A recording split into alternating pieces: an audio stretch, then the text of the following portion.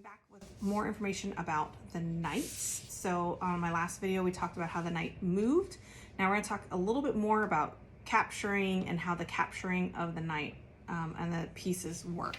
So let me grab a few of my knights here. All right, so let's just put a couple of pieces on the board. Doesn't really matter where we put them, because I want to just make a point here. So let's go ahead and put our knight right there. So here we go, we have our knight, and remember our knight moves in an L shape, 2 squares, and then over 1.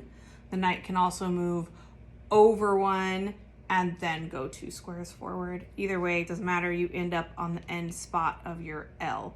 So if our knight is here, it would end up here, 2 squares and then over 1, or 1 square over 2. Either way, you still end up here. You're still making the L, whether you make it this way or whether you make it this way. Oops, sorry.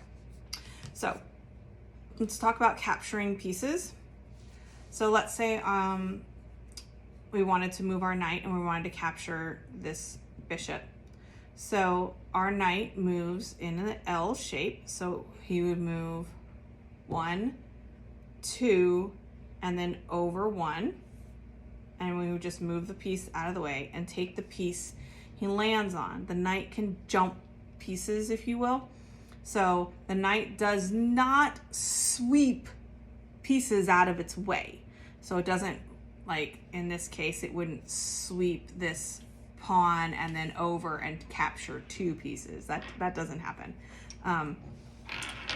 It only goes and captures where it, where it ends. So 1, 2, over 1. So what I teach is the gallop, gallop, skip. So gallop, gallop, skip, or you can skip, gallop, gallop. So that's how the knight moves and captures its pieces. Those are those rules.